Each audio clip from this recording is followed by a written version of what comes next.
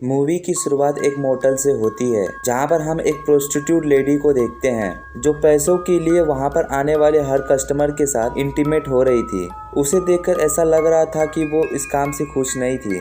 जब वो लेडी तैयार होकर अपने घर जाने के लिए निकल रही थी तभी लेट नाइट उसके पास एक कस्टमर आता है जो उसके साथ इंटीमेट होना चाहता था, लेकिन वो लेडी उसे मना कर देती है क्योंकि उसका आज का काम खत्म हो गया था। लेकिन वो आदमी उसका एक नहीं सुनता और उसके साथ जबरदस्ती इंटीमेट होने लगता है, यानी कि उसका बलात्कार कर देता है, जिससे वो लड़की डिप्रेस में चली जाती है।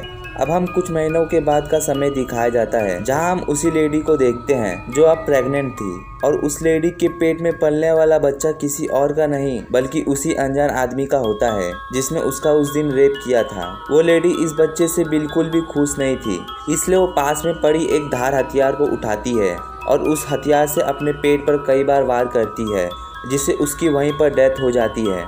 अब सीन शिफ्ट होता है सीधा 23 साल बाद, जहां हम हेलन नाम की एक लड़की को देखते हैं जो लोगों के घर पर उनका सामान डिलीवर करने का काम करती थी। हेलन आज अपने दोस्त रोमन के घर उसका एक पार्सल डिलीवर करने के लिए जा रही थी। हेलन जब रोमन के घर पहुंचती है तो रोमन सबसे पहले उसको बर्थडे विश करता है क्योंकि आज हेलन का बर्थडे होता है। फिर रोमन हेलन को उसका बर्थडे गिफ्ट देता है जो कि एक पेंटिंग थी जिसको खुद रोमन ने हेलन के लिए बनाया था, जो बहुत ही क्रीपी पेंटिंग थी। रोमन हेलन को गिफ्ट देने के बाद उसे किस करता है और उसके साथ इंटीमेट होने की कोशिश करता है, लेकिन हेलन उसे रोक देती है और अपना बर्थडे गिफ्ट लेकर वहां से निकल जाती है। अगली सीन में हम हेलन को उसके बेस्ट फ्रेंड मोली के साथ उसी मोटल के पास देखते हैं जिसको हमने मूवी के फर्स्ट सीन में देखा था। हेलन मोली को बताती है कि उसे यहाँ आकर काफी अच्छा लगता है और यहाँ हमें उनकी बातों से हमें पता चलता है कि हेलन किसी और की बेटी नहीं बल्कि उसी प्रोस्टिट्यूट लेडी की बेटी है जिसको हमने मूवी की स्टार्टिंग में देखा था, जिसने अपने पेट में चाकू मार मार कर खुद को मार दिया था। यानी कि उस दिन हेलन की मॉम की डेथ हो गई थी, लेकिन हेलन किसी तरह से बच गई थी। कुछ टाइम हेलन से बात करने के बाद मोली वहां से चली जाती है क्योंकि उसे अपने बॉयफ्रेंड से मिलने जाना था। मोली के जाने के बाद हेलन भी अपनी साइकिल लेकर वहां से जाने लगती है। हेलन जब अपनी साइकिल लेकर जा रही होती है कि तभी उसे होटल की लाइट ऑफ ऑन होते हुए दिखाई देती है और साथ ही वो अंदर एक लेडी की परछाई को भी मूव होते हुए देखती है, जिसकी वजह से उसका ध्यान रोड से हट जाता है और तभी एक कार स्पीड में आकर हेलन को टक्कर मार देती है। इसके बाद हम हेलन को हॉस्पिटल में देखते हैं जहां हमें पता चलता है कि हेलन को सर पर चोट लगी है। कुछ दिन हॉस्पिटल में बेड रेस्ट करने के बाद हेलन को डिस्चार्ज कर दिया जाता है, जहां पर उसकी दोस्त मोली उसे लेने के लिए आई होती है। हेलन की ठीक हो जाने की खुशी में घर पर मोली हेलन के लिए एक सरप्राइज पार्टी रखती है जहां पर वो अपने दोस्त और हेलन की कुछ दोस्तों को इनवाइट करती है, जहां पर उनके सभी दोस्त पार्टी एंजॉय कर रहे होते हैं। लेकिन हेलन उनसे दूर एक कमरे में बैठकर कुछ ड्राइंग कर रही थी। तभी मोली वहां पर आकर उससे पार्टी ज्वाइन करने के लिए कहती है और तब जाकर हेलन पार्टी में शामिल होती है। पार्टी में हेलन पहली बार मोली के बॉयफ्रेंड एड से मिलती है जो उसे वहां पर ड्रग्स ऑफर करता है, लेकिन हेलन ड्रग्स लेने से मना कर देती है। फिर हेलन पार्टी एंजॉय करने लगती है, लेकिन कुछ देर के बाद में हेलन खुद को एक कार पार्किंग एरिया में साइकिल चलाते हुए पाती है। वो वहां पर एक कार से टकराने वाली होती है, लेकिन सही समय पे होश में आने से वो अपने साइकिल को दूसरी तरफ मोड़ देती है, जिससे वो कार से टकराने से बच जाती है। उसे समझ में नहीं आ रहा होता है कि वो इस जगह पर कैसे आ गई। हेलन काफी ज्यादा घबरा जाती है, इसलिए वो मोली को फोन लगाकर उसे इस बारे में पूछती है, जहाँ पर मोली उसे बताती है कि वो खुद ही सुबह उठकर घर से बाहर चली गई थी। हेलन उसकी बातें सुनकर काफी ज्यादा शॉक हो जाती है क्योंकि उसे ऐसा कुछ याद ही नहीं था। इसके बाद हेलन घर वापस आ जाती है। अब रात में हम हेलन को उसके कमरे में देखते हैं जो बिना देखे कोई ड्राइंग बना रही थी, और जब हम उसकी ड्राइंग को देखते हैं तो उसने काफी क्रीपी सी ड्राइंग स्केच की हुई थी, जिसमें से एक वुमेन के हाथ में एक आदमी का कटा हुआ सर था और हेलन ने वहां पर किल हिम भी लिखा हुआ था। अगले सीन में हम हेलन को शावर लेते हुए देखते हैं। तभी हेलन को फील होता है कि यहाँ उसके अलावा और भी कोई है, और तभी वो शावर में किसी की परछाई को नोटिस करती है और जैसे ही वो बाथटब का पर्दा हटाकर देखती है तो उसे वहां पर कोई भी नहीं दिखाई देता। लेकिन जैसे ही वो पीछे मुड़ती है तब वो खुद का एक डरावना रूप देखती है, जिसके बाद उसे कुछ विजन नजर आने लगते हैं, जिसमें से वो अपने दोस्त रोमन को देखती है जो कि एक बेड पर बंधा हुआ था। इसके बाद जब हेलन को होश आता है तो वो खुद को अपने दोस्त के पास खड़ा पाती है। फिर हेलन अपने रूम की तरफ जाती है और मोली भी उसके पीछे जाती है। रूम में मोली हेलन पर काफी ज्यादा गुस्सा होती है और वो हेलन से पूछती है कि वो पूरे शहर में ऐसे टॉवल में क्यों घूम रही है। मोली की बातें सुनकर हेलन काफी ज्यादा शॉक हो जाती है। हेलन मोली को बताती है कि उसे खुद याद नहीं कि वो बाहर ऐसी हालत में क्यों घूम रही थी। तभी मोली देखती है कि हेलन के पैर में एक कांच का टुकड़ा घुस गया है, जिसकी वजह से उसके पैर से काफी ज्यादा खून निकल रहा था। मोली को हेलन के लिए काफी ज्यादा चिंता होती है, इसलिए वो हेलन को अगले दिन एक डॉक्टर के पास लेके जाती है, जहाँ पर हेलन डॉक्टर को अपनी सारी प्रॉब्लम के बारे में बताती है। डॉक्टर हेलन की सभी बातें सुनकर MRI स्कैन करने को कहता है और उसे ज्यादा चिंता ना लेने के लिए कहता है। हॉस्पिटल से निकलने के बाद हेलन वही मोटल के पास जाती है, जहाँ पर वो उसी रूम के अंदर जाती है जहाँ पर उसकी माँ ने सुसाइड किया था। हेलन कुछ समय उस रूम में रुकती है और अपने माँ को याद करके दुखी होती है। तभी उसे बेड के नीचे से कुछ आवाजें सुनाई देती है। जब हेलन नीचे चेक करने जाती है तब उसे बेड के नीचे से वही लड़की दिखती है जिसको उसने वॉशरूम में देखा था और सीन यहीं पर कट हो जाता है।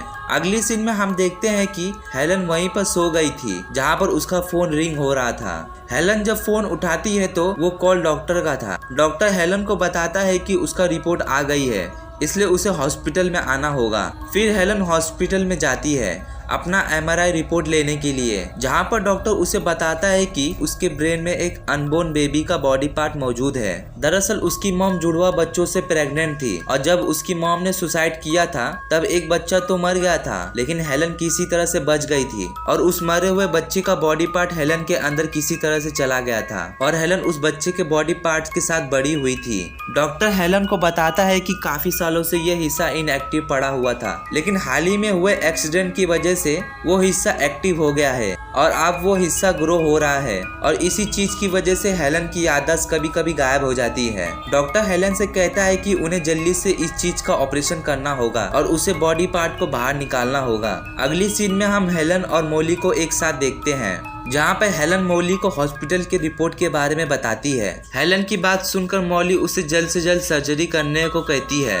अब सीन शिफ्ट होता है जहाँ पर हम हेलन को उसके रूम में देखते हैं, जहाँ हेलन नोटिस करती है कि वो क्रीपी पेंटिंग अपनी जगह पर नहीं है, जिसे देखकर हेलन को थोड़ा अजीब लगता है। इसलिए हेलन उस पेंटिंग को फिर से दूसरी जगह पे रख देती है। तभी हेलन को मोली के कमरे से कुछ आवाज सुनाई देती है, जिसे चेक करने के लिए वो मोली के कमरे में जाती है, लेकिन मोली वहाँ पर नहीं थी, इसलिए वो वापस से अपने रूम में आ जाती है, जहाँ पर हमें फिर से उसी पेंटिंग को देखते हैं जो वापस से ठीक उसी जगह पे आ गई थी जहाँ पर वो पहले थी। हेलन उस पेंटिंग से काफी ज्यादा डर जाती है और अब वो उस पेंटिंग को वापस करने के लिए रोमन के घर जाती है, जहाँ पर वो रोमन को आवाज लगाती है, लेकिन रोमन उसे कोई जवाब नहीं देता है। इसलिए हेलन रोमन को खोजने लगती है, जहाँ पर उसे एक रूम में रोमन का एक लैपटॉप नजर आता है जिसमें एक वीडियो प्ले हो रही थी, जिसमें हेलन एक टॉवल में थी और रोमन एक बेड पर पड़ा हुआ था। उसे वहाँ पर टूटा हुआ मिरर भी दिखता है। अब हेलन वीडियो और टूटा हुआ मिरर को देखकर समझ जाती है कि ये सब उसी दिन हुआ होगा जिस दिन वो शावर वाला इंसिडेंट हुआ था, और जिससे वो विजन समझ रही थी वो असल में रियल था। हेलन उस लैपटॉप को लेकर जल्दी से वहाँ से निकलती है और एक सुनसान जगह पर रुककर उस लैपटॉप को तोड़कर एक डस्टबिन में फेंक देती है। तभी अचानक से उसे उल्टी होती है, जहाँ पर हम उसके मुंह से एक बालों का गुच्छा निकलते हुए देखते हैं, जिसे देखकर हेलन बहुत ही ज्यादा डर गई थी और उसे समझ नहीं आता कि आखिर उसके साथ हो क्या रहा है। हेलन घर पहुंचकर शावर लेने लगती है, जहाँ पर वो अपने हाथों को देखती है जो कि काफी ज्यादा रेड हो गया था। हेलन अपने उसी हाथ को प्रेस करती है और तभी उसे फिर से कुछ विजन नजर आने लगते हैं, जहाँ पर वो रोमन को उसी बेड पर बांधा हुआ पाती है और साथ ही ये भी कि उसने रोमन को मारकर आई एम कमिंग लिख दिया था। अब कुछ समय के बाद जब उसे होश आता है तो वो खुद को लिपस्टिक लगाते हुए पाती है और वो ठीक सामने मिरर पर आई एम कमिंग लिखा हुआ देखती है। हेलन जब अपने कमरे में जाती है तो वो उस क्रीपी पेंटिंग को अपने बेड पर देखती है, जिससे हेलन को बहुत गुस्सा आता है।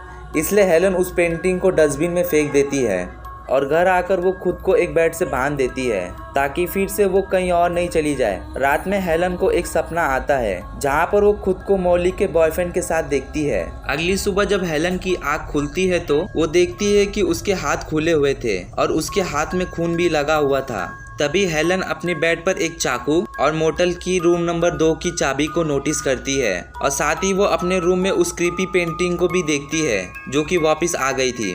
तभी उसके रूम के बाहर मोली आती है, जो हेलन को अपने शो के लिए इनवाइट करने के लिए आई थी, लेकिन हेलन उससे जाने के लिए बोलती है। और कहती है कि वो टाइम पर रेडी होकर उसके शो पर पहुंच जाएगी। फिर हेलन मॉली के शो में जाने के लिए तैयार हो जाती है, लेकिन जाने से पहले वो मोटल की और उस चाकू को अपने पास रख लेती है। रास्ते में उसे मॉली का बॉयफ्रेंड एड भी मिलता है, जो उसे एक बार फिर से उसके साथ इंटीमेट होने के लिए कहता है, लेकिन हेलन उसकी बात समझ नहीं पाती। तब एड उसे बताता है कि कल रात वो उसके घर पर आई थी और वहाँ से वो दोनों मोटल गए थे, जहाँ पर वो दोनों कल रात इंटीमेट हुए थे। उसकी ऐसी बात सुनकर हेलन को बहुत गुस्सा आता है और वो उसे चाकू दिखाकर धमकी देती है और वहाँ से चली जाती है। लेकिन कुछ दूरी पर उसे वही घोस्टली फिगर दिखाई देती है, जिससे देखकर हेलन घबरा जाती है और परेशान होकर घर पर चली जाती है। हेलन घर आकर खुद को अच्छी तरीके से बेड से बांध लेती है ताकि वो फिर से कहीं और ना चली जाए, और जब वो अगली सुबह उठती है तो वो खुद को एक बेड से बांधी हुई पाती है, जिसका मतलब है कि वो कल रात कहीं नहीं गई थी। हेलन रूम के बाहर आती है जहाँ पर मॉली उससे नाराज बैठी थी, क्योंकि हेलन मॉली के शो पर नहीं आई थी। हेलन जब मॉली के पास जाती है तो मॉली उसका स्केच बुक दिखाकर उससे पूछती है कि उसने अपना स्केच बुक में ये क्या बनाकर रखा है, जहाँ पर हम उसके स्केच बुक को देखते हैं जिसमें उसने काफ़ी अजीब सी ड्राइंग की थी। हेलन मॉली से कहती है कि उसने उस ड्राइंग को नहीं बनाया है और उसे खुद नहीं पता कि आखिर उसके साथ हो क्या रहा है।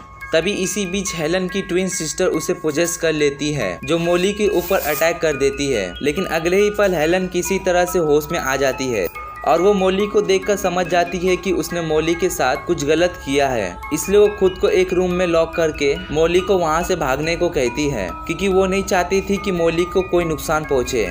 जब हेलन खुद को बेड से बांध रही थी कि तभी मॉली उसके रूम में आती है और हेलन फिर से पोजेस होकर मॉली पर अटैक करती है। लेकिन किसी तरह से एक बार फिर से होश में आकर वो मॉली को बचाने के लिए घर के बाहर चली जाती है। तभी रास्ते में अचानक से उसके ऊपर कार आकर रुकती है, जिसमें से एड बाहर निकलता है, जिसके हाथ में एक चाकू भी देखते हैं। एड हेलन को चाकू दिखाकर अपने साथ चलने के लिए बोलता है, क्योंकि वो हेलन के साथ में एक बार फिर से इंटीमेट होना चाहता था। हेलन बहुत ही ज़्यादा डरी हुई थी, इसलिए वो भागकर एक जगह पर जाकर छिप जाती है।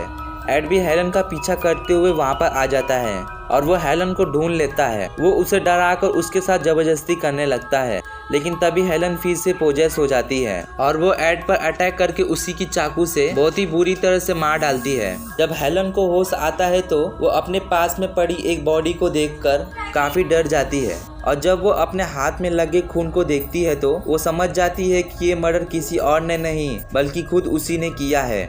दूसरी तरफ हम मॉली को देखते हैं, जो हेलन के आज के व्यवहार से काफ़ी ज़्यादा परेशान होती है, क्योंकि उसे यकीन ही नहीं होता कि उसकी दोस्त उसके साथ ऐसा कुछ कर सकती है। इसलिए इस बात का पता लगाने के लिए वो हेलन के कमरे में जाती है, जहाँ पर उसे पिछले कुछ दिनों की फ़ोटो मिलती है, और उन फोटो को देखकर मॉली को हेलन की बातों पर यकीन हो जाता है। अब तक जो भी कुछ हुआ था वो हेलन ने नहीं बल्कि उसकी डेड ट्विन सिस्टर ने किया है। तभी उसे हेलन का कॉल आता है, जो बहुत ही ज़्यादा परेशान थी, और वो मॉली को बताती है कि वो समझ चुकी है कि अब तक जो भी कुछ हुआ वो उसने नहीं बल्कि उसकी डेड ट्विन सिस्टर ने किया है, जो उसकी बॉडी को कंट्रोल कर उससे गलत काम करती थी। इसलिए अब वो ये काम खत्म करने के लिए उसी मोटल में जा रही है जहाँ से इन सब की शुरुआत हुई थी। और इतना बोलकर हेलन कॉल कट कर देती है और वो मोटल के लिए निकल जाती है। दरअसल अब हेलन समझ चुकी थी कि उसकी ट्विन सिस्टर उसकी पूरी बॉडी पर कंट्रोल करना चाहती है, इसलिए वो अपने आप को खत्म करने के लिए मोटल जा रही थी, ताकि उसकी ट्विन सिस्टर उसकी पूरी बॉडी पर कंट्रोल करके और किसी को नुकसान ना पहुंचा पाए। हेलन की बातें सुनकर मॉली बहुत ही ज़्यादा परेशान हो जाती है, इसलिए वो हेलन को बचाने के लिए वो भी मोटल जाने के लिए निकल जाती है। वहीं दूसरी तरफ हम हेलन को उसी मोटल के रूम नंबर 2 में देखते हैं, जहां पर वो बहुत ही ज़्यादा क्वांटिटी में स्लीपिंग की गोलियां को खा लेती है। लेकिन उसी दौरान उसकी ट्विन सिस्टर फिर से उसकी बॉडी पर कब्जा करने की कोशिश करती है, लेकिन इस बार हेलन उसको ऐसा नहीं करने देती है। और तभी वो मिरर में अपनी क्रीपी सिस्टर को देखती है, जो हेलन से कहती है कि पहले उसकी माँ ने उससे मारने की कोशिश की थी, जिसमें वो नाकाम रही थी, और अब हेलन भी उसे मारना चाहती है, लेकिन इसमें वो फेल हो जाएगी। वही मोटल के बाहर हम मॉली को देखते हैं, जो हेलन को बचाने के लिए वहाँ पर आई थी। मॉली जब उस रूम के अंदर जाती है तो वहाँ वो हेलन को देखती है, जो कि बहुत ही ज़्यादा डरी हुई थी। हेलन मॉली को यहाँ से चले जाने के लिए बोलती है, और वो मॉली को बताती है कि उसकी डेड ट्विन सिस्टर इसी रूम में है। लेकिन मॉली हेलन को छोड़कर नहीं जाना चाहती थी, क्योंकि वो वहीं पर रहकर हेलन की मदद करना चाहती थी। लेकिन इसी दौरान हेलन फिर से पोजेस हो जाती है, और इस बार उसकी ट्विन सिस्टर उसकी पूरी बॉडी पर कंट्रोल कर लेती है और हेलन अपनी हाथों से अपनी शरीर की स्किन को निकाल देती है। मॉली हेलन की ऐसी रूप को देखकर काफी ज्यादा डर गई थी, लेकिन वो किसी तरह से हिम्मत जुटाकर वहाँ से भागती है और वॉशरूम में जाकर छिप जाती है। हेलन फिर से मॉली को ऊपर अटैक करती है। हेलन मॉली को जान से मारने वाली होती है कि तभी मॉली को एक कांच का टुकड़ा मिलता है, जिसकी मदद से वो हेलन के गले पर अटैक कर देती है, जिससे हेलन के साथ साथ उसकी ट्विन सिस्टर की भी डेथ हो जाती है। मॉली अपने दोस्त को मारकर बहुत ही ज्यादा दुखी होती है। तो दोस्तों मूवी में हुआ ये था कि जिसने हेलन की मॉम का रेप किया था शायद वो डेविल था और इसलिए वो अपनी पहचान बताए बिना वहाँ से चला गया था। हेलन की मॉम को शायद ये बात पता थी, इसलिए उन्हीं बच्चों के साथ साथ में खुद को भी मार लिया था। लेकिन उस समय हेलन किसी तरह से बच गई थी, लेकिन उसकी ट्विन सिस्टर मारी गई थी और तब डेविल ने उसी बच्चे के कुछ पार्ट को हेलन के अंदर डाल दिया था। और जब हेलन का एक्सीडेंट हुआ था तब उसके सर पर चोट लगी थी, जिसकी वजह से उसकी कृपी किसी तरह से फिर से जिंदा हो गई थी और धीरे धीरे वो हेलन के अंदर बड़ी होने लगी।